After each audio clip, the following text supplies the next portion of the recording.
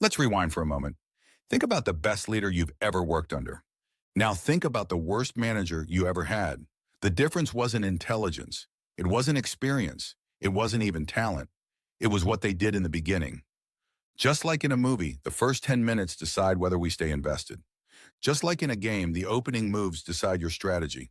And just like in leadership, the first week decides your future reputation. Nail it, and people follow you even when things get tough. Mess it up, and the team never forgets. Because once people label you as clueless, unsafe, or all talk, changing that perception becomes painfully hard. So today, I'll break down 4 things every first-time manager must do in the first week, and more importantly, how to actually do them.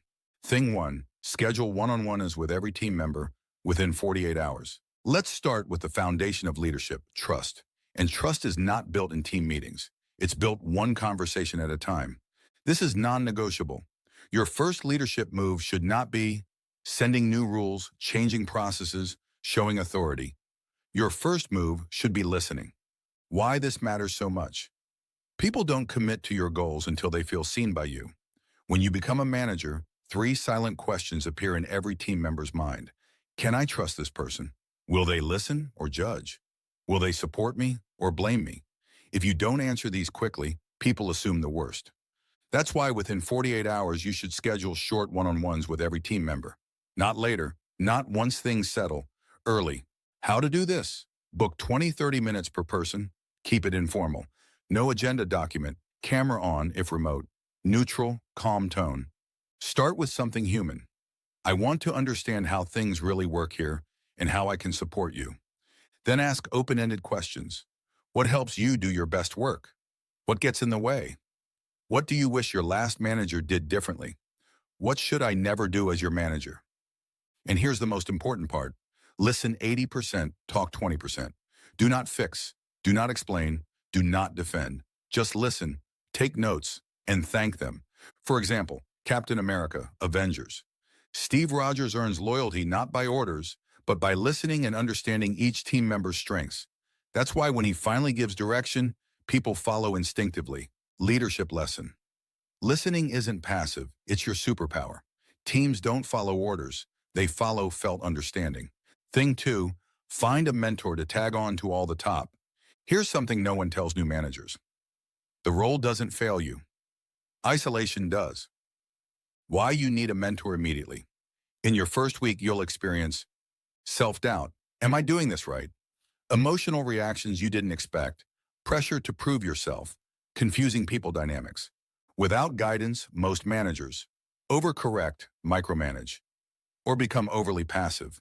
A mentor gives you context, not commands. How to choose and lock a mentor. Look for someone who has managed people successfully, is respected, not feared, handles conflict calmly, is honest, not flattering. Then approach them simply. I've just stepped into my first people management role.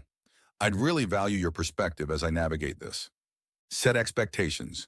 30 minutes every 2 weeks, or even a quick monthly check-in. The key is consistency. For example, Google famously pairs new leaders with experienced mentors. Why? Because data showed something powerful. Managers with mentors made fewer people-related mistakes and retained stronger teams. Not because they were smarter, but because they weren't alone. Thing 3, commit to 2 books a month. Start a reading ritual in week 1. Most managers stop learning once they get the title. Here's the difference between average managers and great ones. Average managers react. Great managers prepare. Why reading is a leadership multiplier. Every leadership problem repeats: resistance to change, low motivation, difficult conversations, managing up. Books allow you to borrow decades of experience without paying the price of mistakes. 2 books a month equals sharper judgment, better emotional control, clearer decision-making. How to make reading a habit. Don't overthink it. 20 minutes a day. Same time, same place. Phone away. Treat it like training, not entertainment. For example, in chess or FIFA career mode, players who study patterns always win against those who rely on instinct. Leadership is the same. Prepared leaders stay calm under pressure. And as we're talking about self-awareness, clarity, and better decisions, this connects perfectly with the Leader's Toolkit. As first-time managers, The real questions sound like this. How do I inspire my team without forcing it? How do I handle tough conversations without damaging relationships? How do I make decisions that people actually follow, not just nod to? This is exactly where the Leader's Toolkit becomes relevant. It's designed to support you in real moments of leadership. And we didn't stop at the ebook. You also get a checklist to keep you focused when things get overwhelming, a resource cheat sheet for quick solutions in tough moments, a mind map that simplifies everything into one clear glance. Simple, practical, and powerful. Exactly what first-time managers actually need. I've added the link in the description below so you can easily explore it after this video. So, thing 4, journal daily. 5 minutes to mentally dominate. Why journaling is so powerful. As a new manager, emotions hit harder than expected. Ego triggers, fear of losing respect, pressure to be right. If unprocessed, those emotions show up as harsh tone, defensive behavior, poor decisions. Journaling creates mental space. How to journal, simple system. Every night answer, what went well today? What didn't and why? What will I do differently tomorrow? 5 minutes, no perfection, just honesty. For example, Batman, Bruce Wayne, isn't powerful because of strength. He's powerful because of self-awareness and preparation. Journaling is leadership preparation. It helps you see patterns before they control you. Your first week as a manager is not about proving authority. It's about setting direction. You listen before you lead. You learn before you change. You prepare before pressure hits. You lead yourself before leading others. Titles don't make leaders. Habits do. Which of these 4 will you tackle first? Share it below. Your story could inspire thousands. If you enjoyed this video, don't forget to hype it up and share it with someone stepping into management.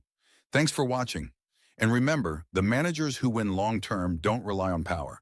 They rely on clarity, discipline, and self-awareness. And check out our next video on employees who present like this. Become executives fast. Click here to watch it next.